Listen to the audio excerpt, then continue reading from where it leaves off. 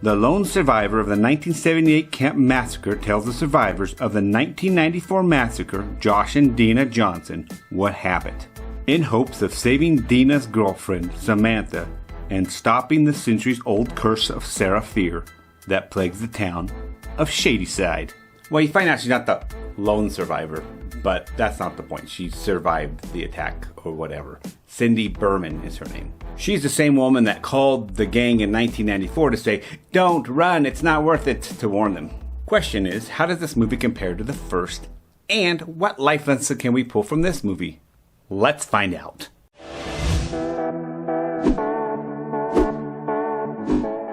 Well, guys, to start, this movie does have a pet peeve of mine. It's the classic. Why are we stopping here to have a heart-to-heart with the other person when there's a threat behind you, something that's going to kill you? You need to keep on moving. Now's not the time to have a heart-to-heart. When movies do this, it really ruins the heart-to-heart because I'm not thinking about the heart-to-heart. The whole time I'm thinking, you gotta go. Now's not the time. I'm getting this anxiety and I hate it. It drives me nuts. You wanna know the irony though? It didn't seem to matter in the end. Meh.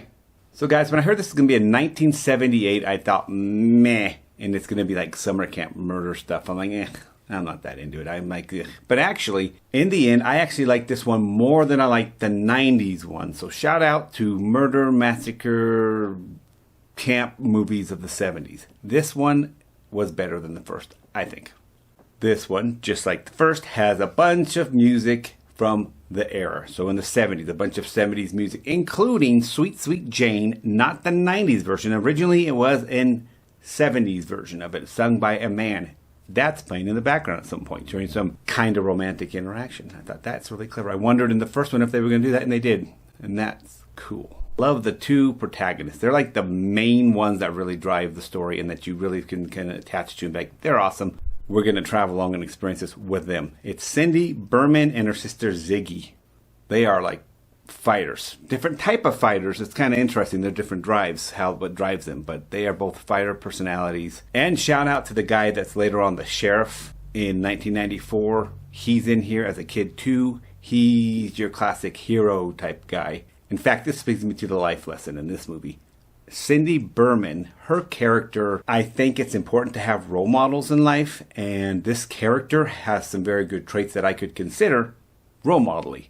For example, she's very solution-oriented. She can be in the middle of the crud. She's like, what can we do? What can I change? What can I affect? Yeah, this sucks, but we got to get out of here. What do we need to do? This, and this, and this. Very solution-oriented. It's very important if you want to succeed in life. She also has seemed to adopted a healthy value system in her life as well. She has these traits that make her a very strong, formidable enemy to the bad things. Let's just put it that way. And that's what I learned from this one. The trait of solution-oriented. In summary, Fear Street in 1978 kind of confuses me with the rules of the curse because it seems like it kind of changed from the 90s. So I was left feeling a little bit confused, like, well, wait, this is not how it was before. I don't know what's going on here. However, it's a good movie. It's a good shout out to the 70s camp horror flicks or massacre flicks.